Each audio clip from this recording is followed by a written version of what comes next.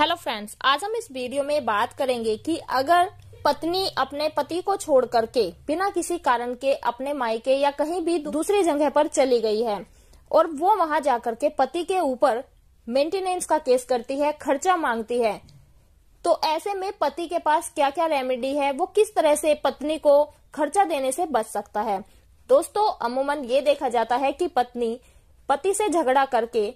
अपने मायके चली जाती है और वहां जाने के बाद में वो पति के ऊपर मेंटेनेंस का केस करती है, डीवी का केस करती है या फिर तरह तरह के केस डालती है और पति के ऊपर आरोप लगाती है कि पति ने पत्नी को मारा है, प्रताड़ित किया है और उसको दहेज के लिए परेशान किया है।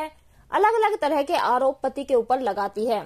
ऐसे में जब मेंटेनेंस का केस कोर्ट में जाता है, पत्नी की तरफ से कोर्ट में दलीलें दी जाती है कि पत्नी बहुत ही लाचार है, वो कमा नहीं सकती है क्योंकि वो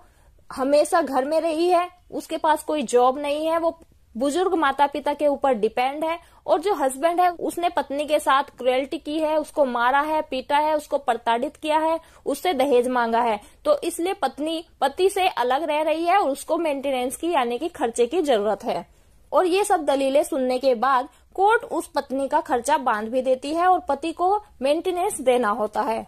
अब ऐसे में पति लाचार हो जाता है, उसके पास कोई ऑप्शन नहीं बचता है कि वो किस तरह पत्नी के ऐसे झूठे आरोपों से बच सके और जो पत्नी मेंटेनेंस की मांग कर रही है उसको देने से बच सके। दोस्तों, ऐसे में हस्बैंड को जो स्टेप्स लेने चाहिए वो आज हम इस वीडियो में डिस्कस करेंगे। दोस्तों, हस्बैंड को जो सबसे पहले स्टेप लेना चाहिए वो ये है कि उसको अपनी तरफ से कुछ रिश्तेदारों को लेकर के और पत्नी की तरफ से कुछ रिश्तेदारों को बुला करके एक मीटिंग करनी चाहिए। उस मीटिंग में पत्नी को लाने की बात कहनी चाहिए और साथ ही उस मीटिंग में होने वाली हर एक एक्टिविटी का पति के पास सबूत होना चाहिए, यानी कि यहाँ से पति को अपने फेवर में एविडेंस कलेक्ट करने होते हैं। जब हम मीटिंग में बैठते हैं तो वहाँ पर जो भी बात होती है, जैसे आप पत्नी को लाने की बात उसके पेरेंट्स से कहते हैं या फिर रिक्वेस्ट करते हैं, वो सारी चीजें अगर आपके पास रिकॉर्ड में होती है तो वो आपके पास एक प्रूफ हो जाता है कि आप अपनी पत्नी को अपने साथ रखना चाहते हैं।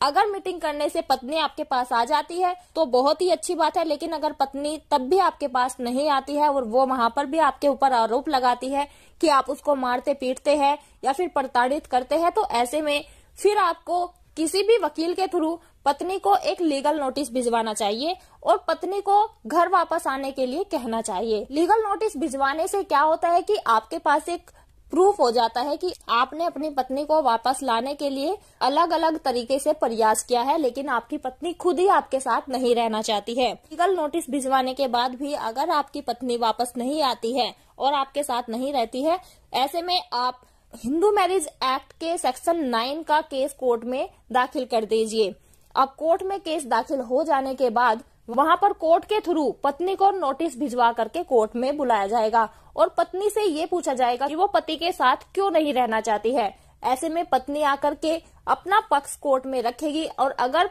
सेक्शन 9 का केस डालने के बाद भी पत्नी आपके साथ नहीं आना चाहती है, आपके साथ नहीं रहना चाहती है, तो ये आपके पास एक पक्का प्रूफ हो जाता है कि पत्नी खुद आपको छोड़कर गई है, ना कि आपने अपनी पत्नी को छोड़ा है। और ऐसे में जो पत्नी का केस है वो धीरे धीरे कमजोर होने लगता है। इन सब के अलावा आप सीआरपीसी के सेक्शन 98 के अकॉर्डिंग एसडीएम को एक एप्लीकेशन दे सकते हैं, जिसमें आप ये लिख सकते हैं कि आपकी पत्नी आपको बिना वजह से छोड़कर चली गई है और आप अपनी पत्नी के साथ रहना चाहते हैं। ये सभी स्टेप्स जो आपने लिए हैं, इन सब के डॉक्यूमेंट्स, इन सब के एविडेंस आपके पास होने चाहिए और जो पत्नी ने आपके अगेंस्ट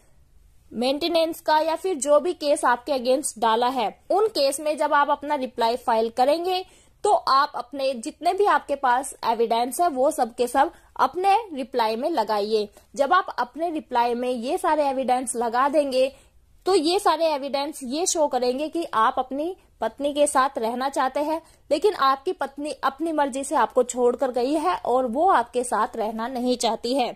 और जो आपकी पत्नी ने आपके ऊपर मेंटेनेंस का या फिर कोई भी केस किया है और उसमें पत्नी ने आपके ऊपर तरह तरह के आरोप लगाए हैं कि आप अपनी पत्नी के साथ क्रुएल्टी करते हैं, अपनी पत्नी को मारते पीटते हैं, पत्नी का खर्चा नहीं देते हैं, पत्नी को प्रताड़ित करते हैं, दहेज लाने की मांग करते हैं, तो ये सारी चीजें जो आपकी पत्नी ने अपनी पिटीशन में अपने केस में लिखी है, आप कोर्ट से ये कह सकते हैं कि जो जो चीजें पत्नी ने अपने पिटीशन में लिखी है पत्नी उन सारी चीजों को साबित करे। और अगर पत्नी के पास ऐसा कोई प्रूफ है जिसमें ये सब साबित होता हो कि पत्नी के ऊपर क्रूरता कर रहा है, उसको दहेज लाने के लिए परेशान कर रहा है, तो पत्नी को वो सारी चीजें कोर्ट में साबित करनी होगी, उन सब चीजों का कोर्ट में प्रूफ देना होगा। अगर पत्नी इन सब चीजों का प्रूफ कोर्ट में नहीं दे पाती है, अपनी बात को नहीं साबित कर पाती है, तो ऐसे में पत्नी ने जो भी केस डाले हैं वो सब के सब खारिज हो जाएंगे और पति को पत्नी को एक भी रुपया मेंटेनेंस में नहीं देना होगा,